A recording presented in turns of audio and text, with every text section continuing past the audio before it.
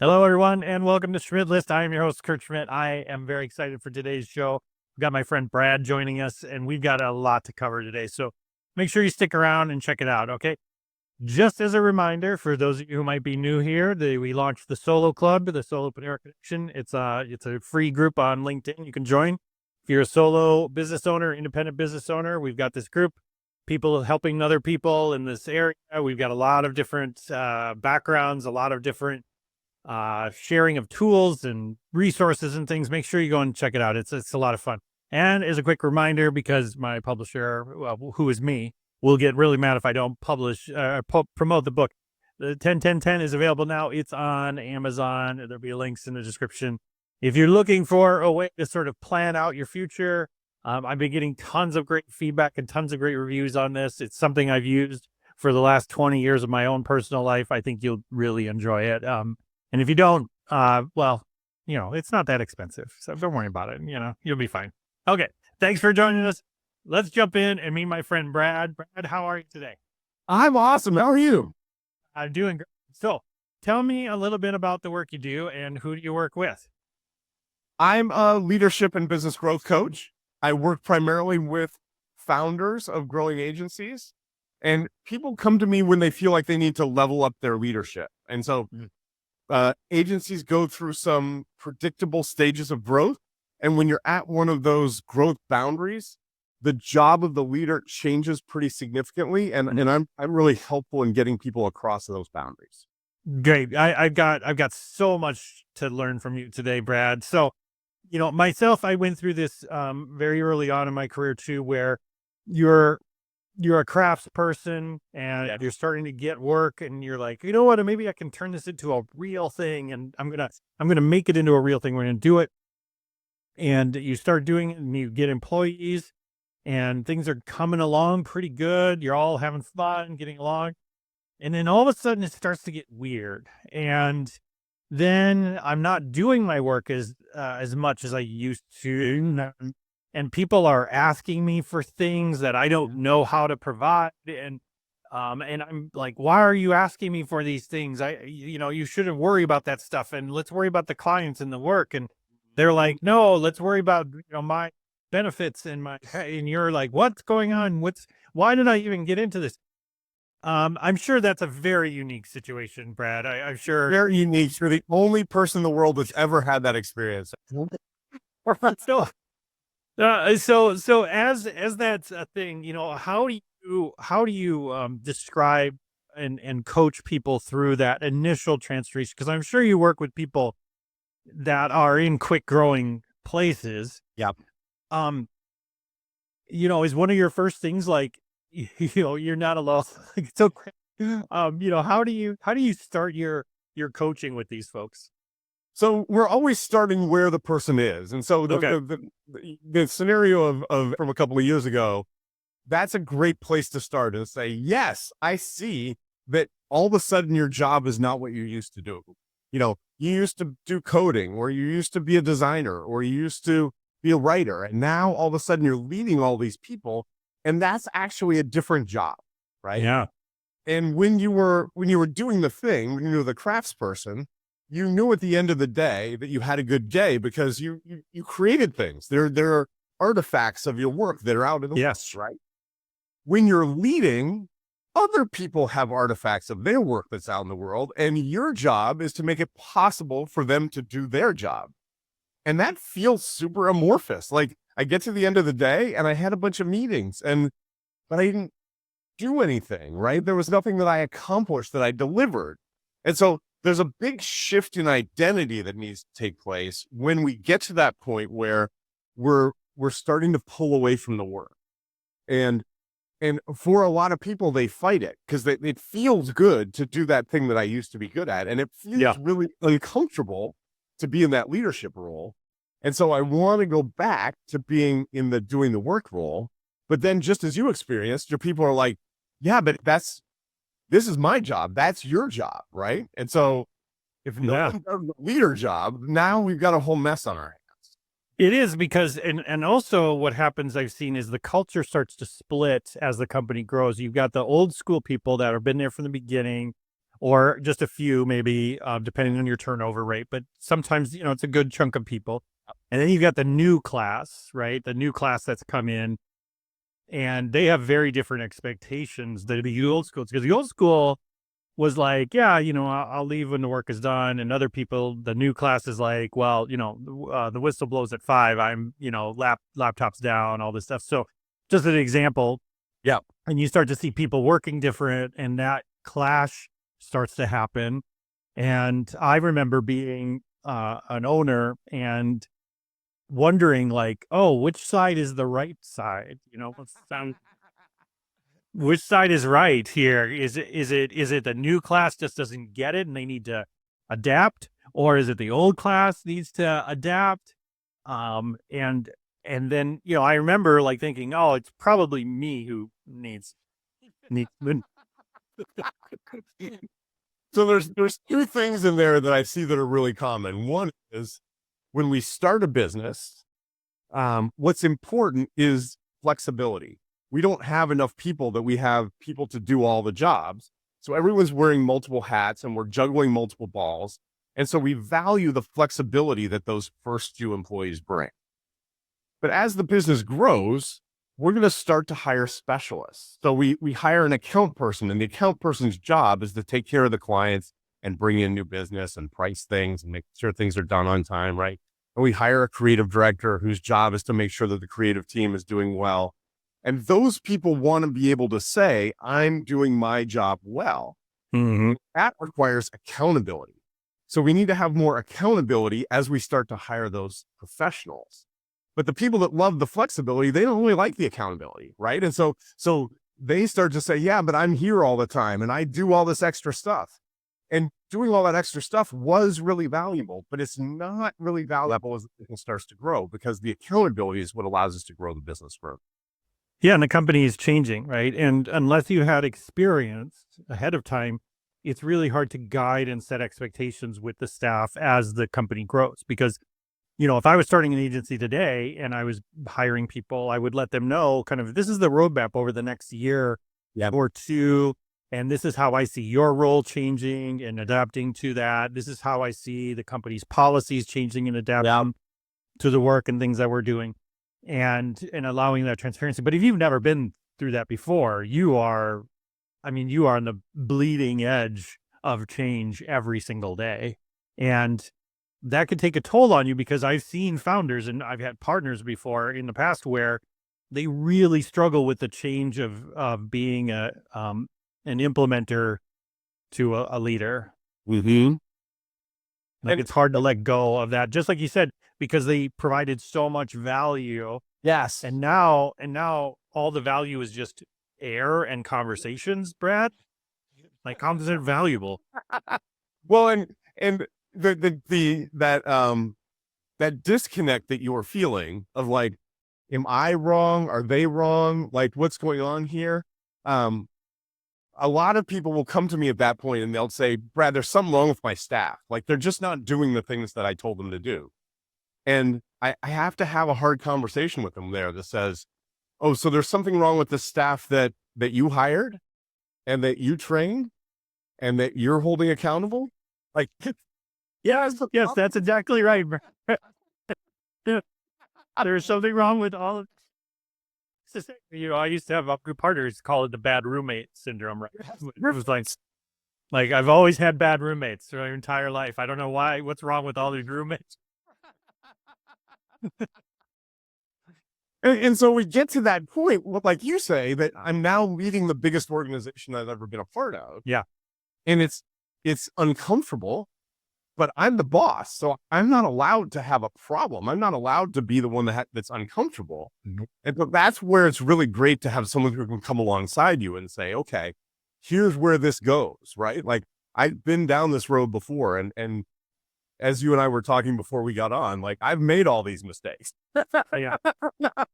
Yeah, it's so valuable to have a support group around you. And I know that a lot of people, at least locally here where I'm at, there's lots of leadership cohorts and things like that I think are important. But early on, I joined one of these, and I really struggled because all of these people had more traditional businesses. not an agency business, not a service-based business. And there is just a different pay and attitude and mentality that you take towards this work. And especially because you add on, like, it's a service-based business. So yeah, I could talk to somebody who runs a plumbing company, right? But it's not as creative as what I'm dealing with, and nebulous, right? Where you've got, dozens of revisions to copy and things, and setting expectations around those things, both internally and externally. Whereas they're kind of like, well, this is how you put a sink together. Like, this is, I mean, and if you don't put it together like this, you're dumb. So, well, you can't do that in an agency, in a creative and a digital agency. So talk to me, Brad, about, what you usually suggest. Maybe they're not quite ready to join in with Brad, but what are some other things that you tell people to do as they're kind of exploring the leadership journey? What's some tips and tricks that you would suggest? So one kind of practical thing, if you go to my website and go to anchoradvisors.com/growth-phase, and I'm sure I'll put that in the show notes. There's an assessment there that helps you to see where you are on the growth journey of an agency. And oftentimes we're getting advice when we're in the startup phase or we're in the growth phase that are really more appropriate for later stages of business. And so really focusing on where am I right now in growing my business, and what are the few things that matter in this phase. And so if you take the assessment, it doesn't require an email or anything. It'll give you a map of you're here and the next 3 things you need to pay attention to. And there, the one of them that is very common is we have job descriptions for everyone in the company, but we don't have a job description for the CEO. And knowing what your job is and figuring out a way to measure your performance is super helpful. Yeah, that's an incredibly good idea, because I've had that before where as you grow, I had people saying like, so what do you do here? The old Office Space thing. Yeah, it was a do here. And I was like, oh my God, like I couldn't list it out, but then I did. I was like, all right, I'm going to list it all out. Yep. And then I put together a presentation for the team, and I walked everybody through what does like a week in Kurt's life look like. And, it wasn't that impactful for them. I think they were kind of like, okay, yeah, you do stuff. But for me, it was really, really helpful. And the second part that you mentioned there is something that I do a lot with clients is, okay, once I decide what my job is, how do I make sure I have a time? I usually do 2-week blocks. There's some time in each 2-week block that I'm doing each of those jobs, right? I'm looking at the finances once every couple of weeks. I'm doing some business development every week. I'm working with the team and seeing where the weaknesses and strengths are and where the holes are in the team, probably every week or at least every other week, right?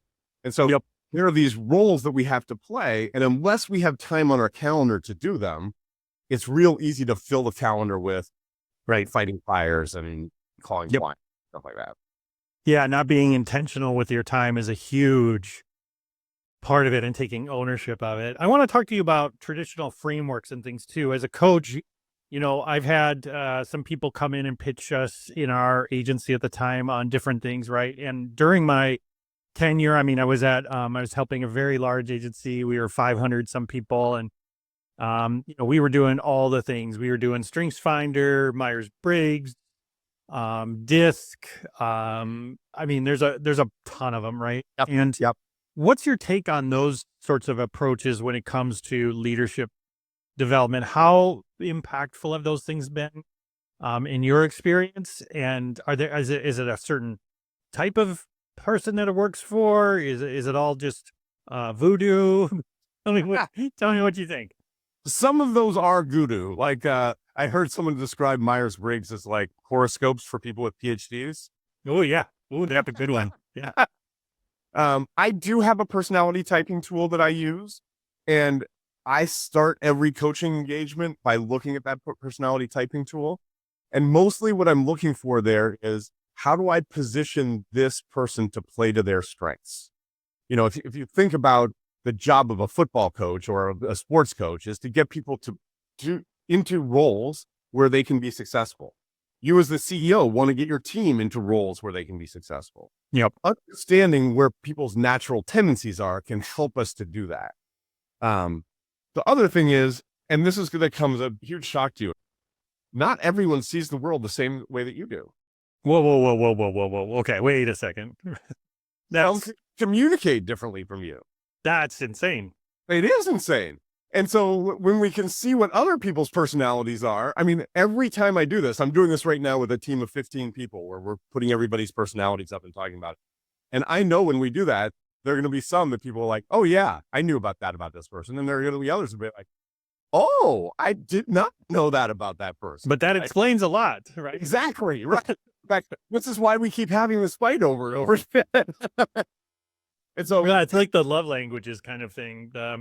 And how powerful that was back when it first came up, because that's something that I spent time with my partners really trying to understand, because I had one partner that was very high energy, high anxiety, and the other was kind of Eeyore, just rolled with whatever and was like, oh, yeah, it's on fire again. I'm like,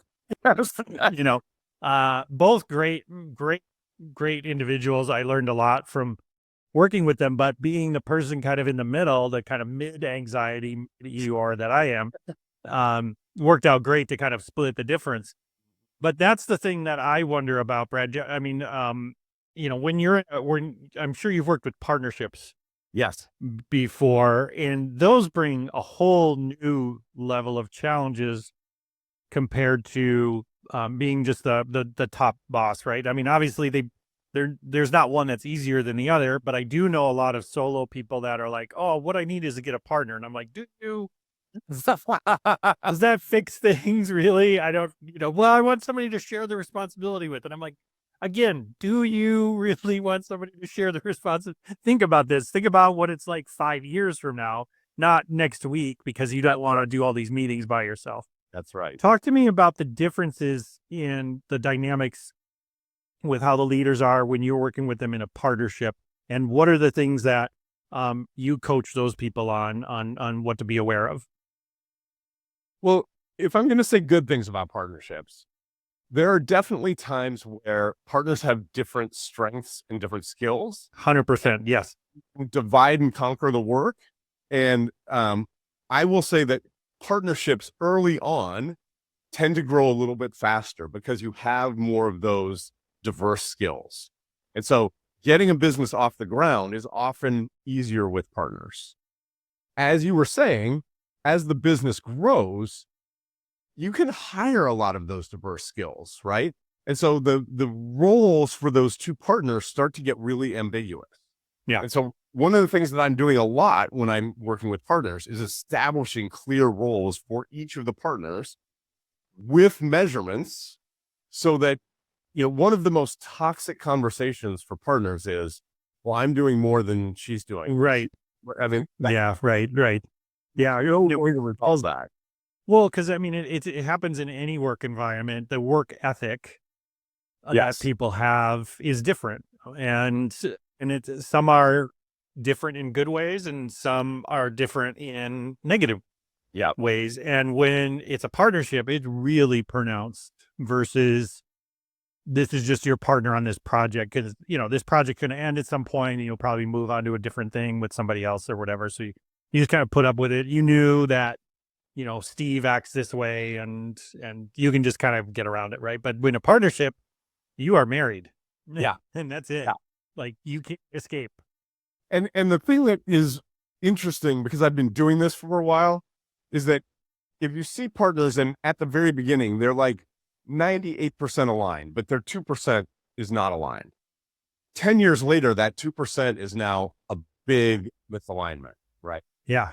And they don't plan for that to happen either, right? They don't see that it's all flowers and daisies in the beginning, right? And because you're grinding towards the same goals, but people change and people grow, and that's the bottom line. So to your point, I mean, that's one of the first things that I usually talk to people about when they ask me about about partnerships or these things is that you just got to realize that you're not going to be the same person 5 years from now that you are now. You're just not going to be. And even though you might argue and say, well, I am kind of the same person I was 5 years ago, like, well, this business is going to change you. It just is. It's not a job. It's a new lifestyle for you. Right. And that changes people. And even if it's just life circumstances, like I worked with one pair of partners where they were roughly the same age, but one of them married young and the other one married late. And so the one that married had kids young. And so by the time 15 years went by, partner one, his kids were graduating. He's thinking about, riding off into the sunset. Sure. Kids are young. He still needs to send them to college. Right. And so even if professionally they're super aligned, personally, their needs are really different. Yeah. Yeah. And it's something to really discuss and be intentional about. And that's why I think having an outside third party, like someone like yourself coming in to coach in these areas is so powerful and so important. And early on in my career, like I was like, I don't, nobody understands me and what I'm dealing with. And the only person who can fix my problems is this guy right here, me. And that just, as I got older and more mature and saw other people having success with outside people, then I was like, oh crap, like I've kind of missed the boat there and I need to bring in those people. I was also lucky because I didn't have a scarcity mindset. I had an abundance mindset. So I was able to connect and reach and talk to other agency founders and owners and have coffee with them once in a while. And if lack of anything, I got a chance to vent down to somebody who understood what was happening. And that was really powerful for me because I was reading all the books, right? I was reading all the leadership books. And if you go to Amazon, I think it's, 550,000 titles with just the word leadership. There's like over 500,000 books in Amazon with just the title leadership in somewhere in the title. And I read tons of that, and I would have people recommend books and I'd read them. And then it still just didn't have the same impact as working with someone to get me to that next level, having that coach to get me to the level that I really wanted to be, or realize that, maybe my job was just to start things, but not to run. You ever run into that? I mean, yes. I think that for many people who tell me that my job is to start things and not to run things. Yeah. The identity shift of going from the craftsman to the leader is just something that they're not willing to make, which is fine. Go back. And I like that you put it, they're not, it's not that they're unable to make. That's right. They're not willing to make. That's a big difference, isn't it? Yeah. Because I have seen people that say that to me. And if we sit down and talk about what it really means, and one of the ways that I talk to them about it is, remember when you got so much joy from creating the thing, the piece of software, the design, whatever it is. What if you could get that same joy from creating the system, the people aspect of the business, like putting the people in place and making, if that is your creative act and start to see it that way, that's a big unlock for people. Now, there are some people that just don't care about people. They care about things, and they should go and work with the things. That's fine. But the challenge and this is my own personal bias, I'm going to put that out there. I think the challenge of solving the people problems is so much more interesting than solving the thing problems.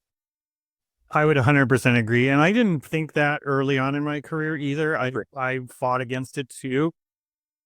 But as I saw the impact that my leadership had on other people, it was so much more satisfying than any artifact I could ever make. And it was so much more validating to all the crap that I had been through in my career and everything. It was hugely impactful for me. So I can totally see the people that embrace it, really it can be life-changing for them. Because I say it all the time. People forget projects, people forget jobs, but they never forget their bosses or their managers or or the whoever, right? Yeah, I agree 100%. Like when we get to that point in life that we start thinking about legacy and what we want to be remembered for, it's definitely our impact on the people on our team. Like that's the thing that people are going to remember. And so getting good at making a positive impact there is really impacting your legacy. Well, and I mean, if you got the point where you're at in life, legacy is behind you, but reputation is ahead of you. And they both are really important to take care of, right? So if you're not maybe your legacy meter is much shorter, but your reputation bar is really high because you're maybe in your 30s. If you're not taking care of these people or working with these people, they're going to go and get jobs other places, and they are going to carry whatever baggage you handed them at the door with them, and they will share that baggage with everybody and anybody for the next 20 years. That's true. And you just unlocked something for me that I never really thought about before, is that investing in your leadership actually makes the rest of your life so much easier, because if you have that reputation of being a great leader and making a positive impact on the people around you, you're going to attract better talent. When you attract better talent, it's so much easier to run your business.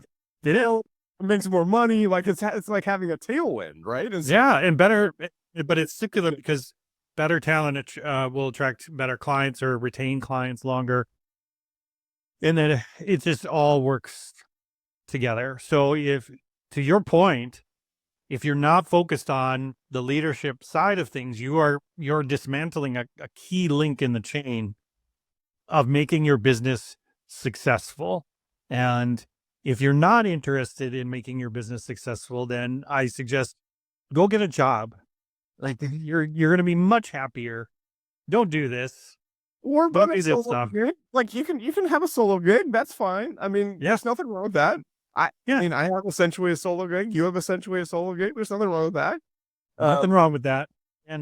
But again, don't fool people, because if you already worked and built this agency, and I know people who really essentially just kind of want lifestyle agencies, and that's okay, but those have the same challenges that you would if you were in a growth mode. They're just peanut buttered out more. It's just more over time. One of the conversations that I have with clients that's, Brad, I love this business at this size. I just want to keep it this size, right? Yeah. Like, that's great. Certainly you want that. Does your team want that? Do they want more opportunities? Are they expecting to get raises and gain more responsibility? Because if so, and you don't want to grow the business, they're going someplace else. Yeah, you got to plan for turnover. Right. Yeah. I mean, that's just now what's coming with that choice, right? And usually when I do that, people are like, yeah, that's not so good. I'm like, okay. Yeah. Well, I remember, at this agency I was at, we were fast growing. I mean, we were adding 100 people a year. And I remember at an all staff, one employee got up, and I think we were like 200 people on our way to 500 very quickly. And they said, why do we keep growing? And I remember the CFO just was like, or no, the employee said, why don't we stop growing? Why don't we just stop? And the CFO just looked back at him, he's up in front with all the other executives, doing a Q&A. And he's like, well, why don't you stop growing?